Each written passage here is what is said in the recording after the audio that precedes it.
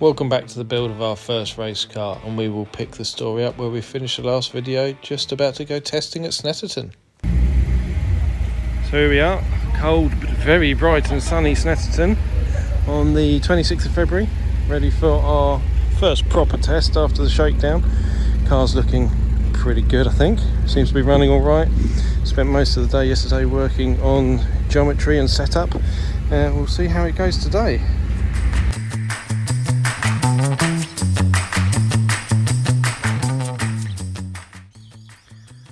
An update in the 2022 rules, there's only a couple thankfully.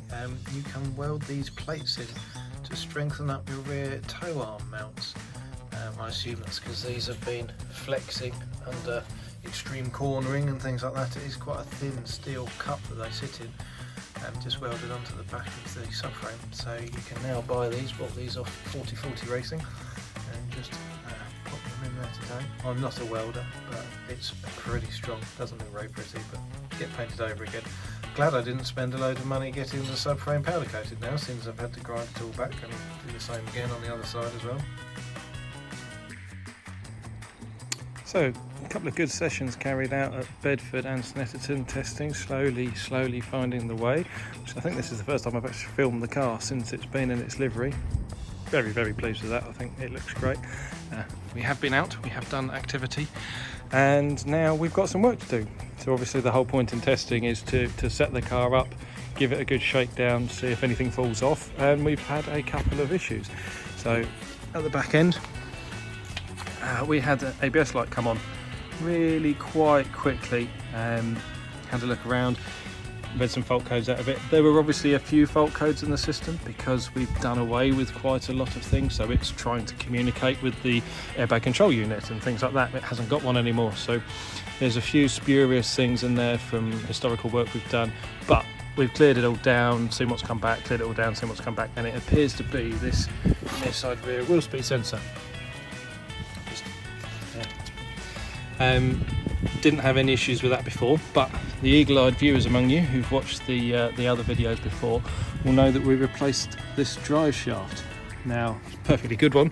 The joints seem perfectly all right, but what I've found, unfortunately, is there's just a little bit of corrosion here on the end, and that has swollen underneath the reluctor ring. So you can see it's nice and tight all around here. On that side, it's just slightly raised, only very slightly. But if you look at the reluctor ring itself, you can see there where it's actually hit the bottom of the wheel speed sensor. There is a tiny gap between them normally, and that's knocked that sensor out basically. I think the sensor, to be honest, is still working, but it's a bit confused as the ring is getting closer, further away. We tried, like on the day, the quick bodge just to see if we could get around it. We spaced the wheel speed sensor out just by putting a washer underneath it, just to see if that would make it work. It did sort of hold up for a couple of laps, and then I think it got a bit confused again. So basically all the testing we've done so far, we've done without any ABS or anything. It's been all right. We've had a couple of issues. One of the other things we've had to do, so since we started testing, the rules for next year have been released. Thankfully there aren't too many changes. There's two, one of which is that you've got to have a rear facing camera, which we will fit up in the back, and I will show you all the fitting of that when I do it. I have bought it now and got all the kit ready to wire it up. The other thing is under the rear end here, so you may be able to see here is the brackets that I was showing you earlier that I welded on this side.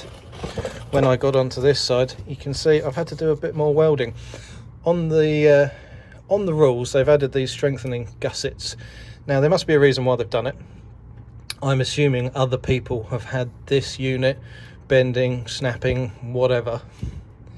We found when we were testing that we couldn't get a huge amount of toe onto this wheel, and so we were suffering with a bit of snap oversteer, a bit of the rear end trying to overtake the front end on heavy braking, which just wasn't very good. So when I've actually looked at it, this was bent and had actually started to crack, and very fine cracks. You couldn't see them when I originally painted it, but now that we sort of knew what we were looking for, this side was all fine. This side all set up lovely.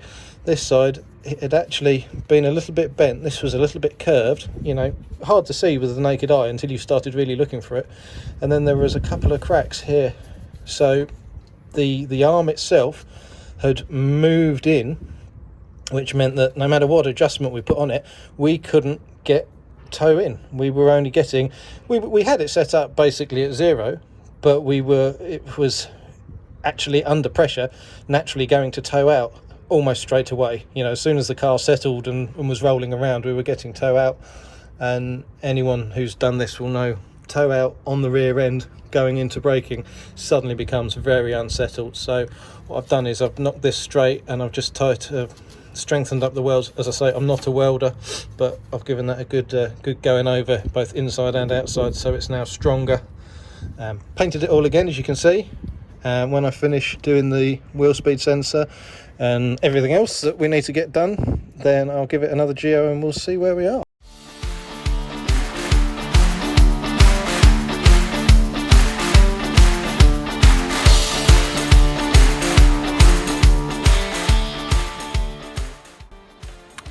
Drive shaft all back on, nice new nut, just got to torque that up. I'll wait for my little helper to come and hold things while I do that. And you can just about see that down here the ring now doesn't touch the brand new sensor that we've fitted, so that's all nice and clean. Hopefully it won't rust again for a while at least, so that should be all good. Hopefully we can clear the fault codes later. This morning I'm moving on to finishing touches. So door cards, you can buy, there's several companies doing door cards for race cars. There's a couple of companies that I've seen doing door cards for the 116 Trophy, but I'm not really the kind of guy who chooses to build a race car just so I can buy and bolt on bits. I tend to try and do everything myself if I can. So 4 sheets of carbon fibre. I'm not saying this is the cheapest or easiest way, and the ones you can buy are cheaper and they are already cut for you, but they are also heavier, so it's your choice. Cardboard cutout, literally shape of the door. Take your time, just go around it with a pair of scissors. It will take a while and you probably end up throwing one away or so, but that's the driver's door. It's got the window switch in. I'm not putting a window switch in the passenger door. I can't see any point. There's never going to be any passengers in it during the race, and if I do have a passenger in the car at any point, they can just ask me, can't they? So that's all of that wire out of the door as well. There's no switch. Once your cutout's finished, stick it over the card, cut out the edges, and then very gently trace out where your handles are going to go. Obviously, if you are using carbon fibre like we are, make sure you have very good breathing equipment, and I suggest you cut it outside because carbon fibre really isn't one of those things you want to breathe in. But get a nice cutout, get them all in the place. Make sure you hold it up to the door every time you go to do a cut, because the door isn't flat, the shape's behind it, there are moving parts in there. Last thing you want to do is cut a hole in your carbon fibre, mount the handle up, and then find that the window hits it when it comes down, or anything like that, or the cable can't go to the back of the handle where you've put the handle. So hold it up many times. When you're finished, get your glue out. I've got a tube of sticks, like rude word that I won't say on YouTube so I don't get banned, but stick it around the edges, peel off all your protective tape and everything, and you end up with quite a nice looking door card. Right, all back together and running. I've swapped the exhausts. I did have the quieter exhaust on for doing track days and testing with, but now we're running up to the race season. I've put the straight through middle pipe on. Doesn't seem to be a lot louder, to be honest, but there we go. Just getting some brake fluid through it now. I had to open one of the brake pipes, so we've got a bit of air in there. So just getting all of that out, and she's running. Getting her nice and warm because I'm going to do a quick oil change, so we're all ready, nice and clean and fresh, with some decent race oil and some decent race brake fluid in it, ready for the next day. It's all nice and hot now. Left it running for probably best part of an hour while I did the brake fluid change and a few other little jobs. Had the fan running nicely, could feel that the cooler loop and everything was hot and open, and we've got what I'm pretty pleased is quite a nice clean filter. The oil coming out of it looks nice and clean. We had a couple of little bits of swarf on the magnet because I put a magnetic sump plug in it, but only really, I think, what probably didn't come out of it on the last oil change. stuck, because obviously I haven't rebuilt the engine this time around. I've just done the chains and the pickup and a few, wear and tear items. So hopefully that was just the last residue of the wear from before, and now hopefully put a nice bit of slightly thicker oil, proper race high temperature oil in it, although still starting off as a 5 grade, and we'll go from there. Now we have finished door card. Homemade, but nice and lightweight, fits on quite clean. Door handles all working.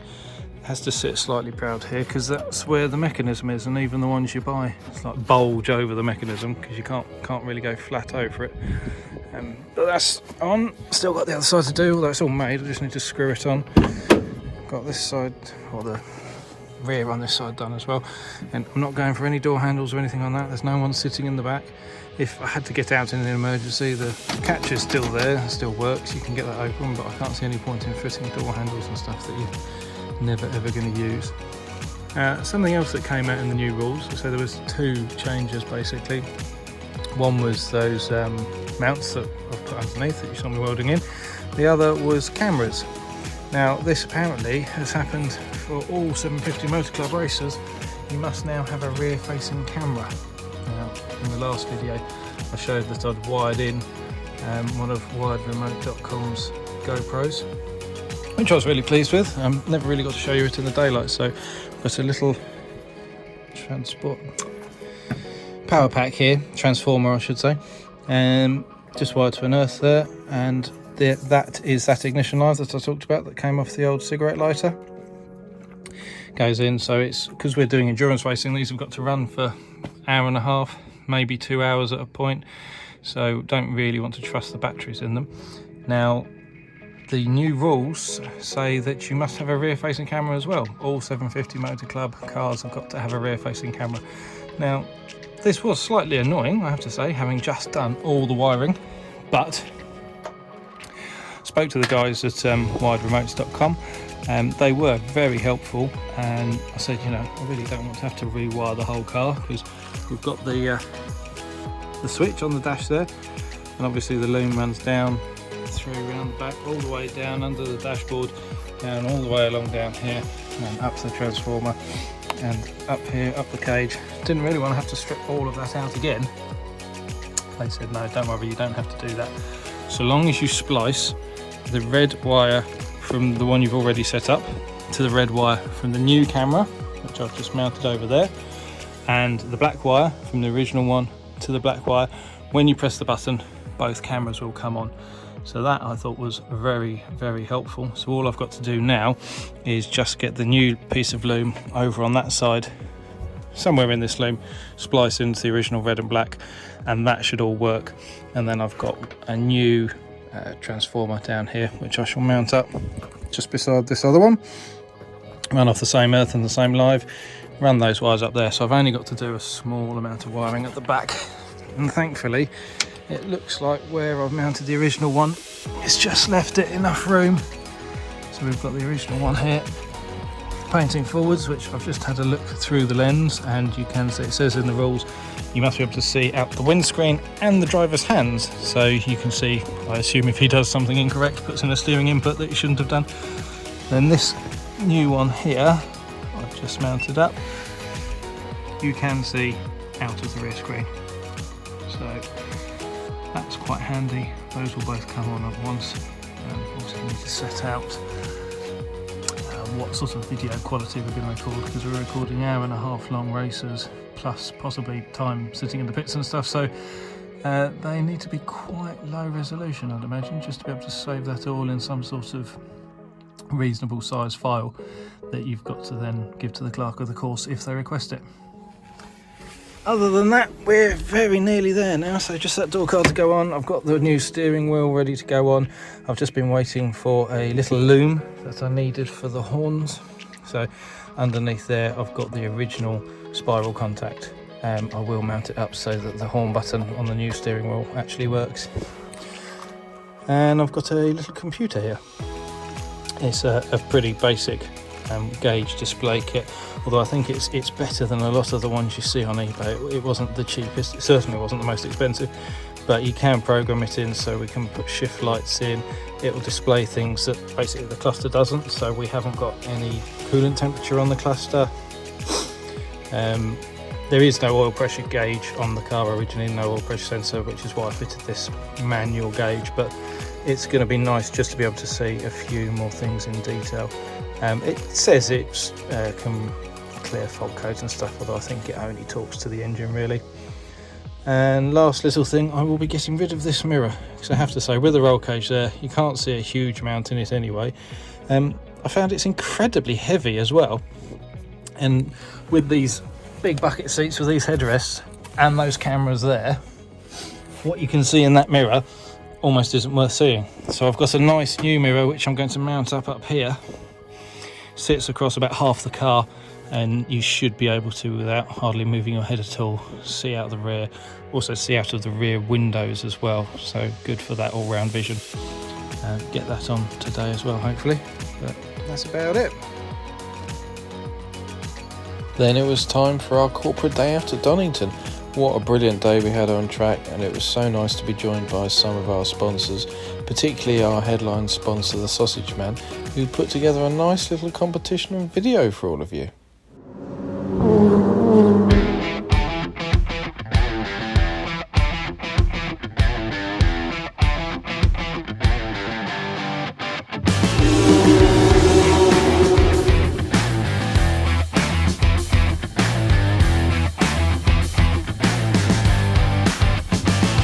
I've just heard that to celebrate Sausage Man sponsoring their first race car, they're actually putting on a competition where you can win tickets to the F1 at Silverstone. Apparently it's worth over £6,000.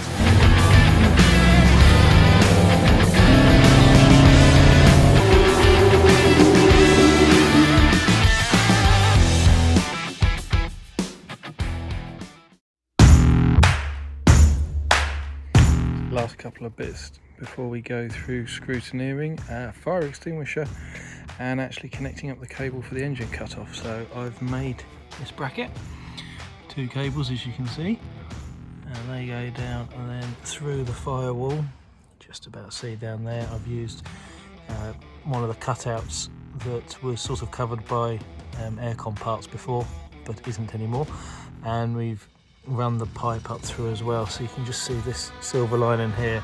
There is a nozzle down there that then runs round the back. Got a nozzle over there pointing at the engine, runs down the front and then up round here.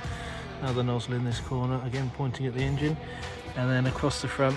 This one sort of a bit pointless because it's pointing directly at the airbox, but the instructions for this fire extinguisher show the 4 nozzles have to be in the corners of the engine bay pointing towards the engine. And one of the big things this year is that fire extinguishers have to be mounted in the exact way that it says in the instructions. If they're not, you'll be not passed on your scrutineering test. So that's round through into here. I'm just literally connecting the cables up on the extinguisher now. So extinguisher mounts on the floor down there. I think I've shown you that a long time ago. Pipe comes through, as I said, through the firewall back there. There's a T-piece up here because it obviously goes off, and we've got 2 nozzles. You can just see a nozzle there in the driver's footwell. Again, you could mount this up with 1 nozzle on either side, you know, if you had co-driver for some reason, but because there's only, even though we have the 2 seats, there's only 1 person sitting in it when racing. Both nozzles have to be pointing at the driver's footwell at least. There we go, bracket made, screwed on, nice bit of angle. I tend to just loop the cable over and then coat it with a bit of heat shrink, because otherwise the ends of these cables can fray and be really sharp. Not the sort of thing you want dangling around on your dashboard really. Done the same down here with the fire extinguisher. Those are nicely out of the way, but still leaving the label and everything all on view for scrutineering. You can see the, I'll turn it off and turn it on again. See the stop-start buttons lit up and the computer's on. There you go. So if I reach out here now, grab the cable, give it a little tug, there you go, and everything turns off. Lovely. So as far as I'm concerned, that is it done. We've got our race numbers on, we've got our fire extinguisher and battery cut-offs all working, race numbers on the back as well. Apart from a good wash, the car is ready. It went really well at Donington. No issues really. Could do with just a bit of fettling on the camber and the toe, but you know, we've got the whole season to work on that. It's handling quite nicely at the moment, but I'm still not happy with where the wheels are, so hopefully we can only improve on that. Here we go, ready for the first race. Of course it couldn't be that easy, could it? No. The day before we were due to set off for the first race of the year, I came down with COVID along with the rest of my family, so we ended up sitting at home watching the race on TV. Obviously not exactly the way we wanted to start the season, but hey, we will be back. There is the race leader, number 78, Tim Crichton, who was shared today with Harry Ormerod. For that medal stint Harry drove. He comes out of the hairpin now and up towards the start and finish line where it is going to be. Yes, the checkered flag goes out. Tim Crichton and Harry Ormerod win the first race of the Garage Shocks 116 trophy for the 2022 season. Second place goes to number 59. Congratulations to all the runners and riders in the first race at Croft. It was actually a very entertaining race to watch, even though I felt pretty lousy at the time. Not just because I wasn't there, but COVID did hit us all pretty hard as well. I say we will be back. We will be at Alton Park next month for the first race of the year. I can't wait.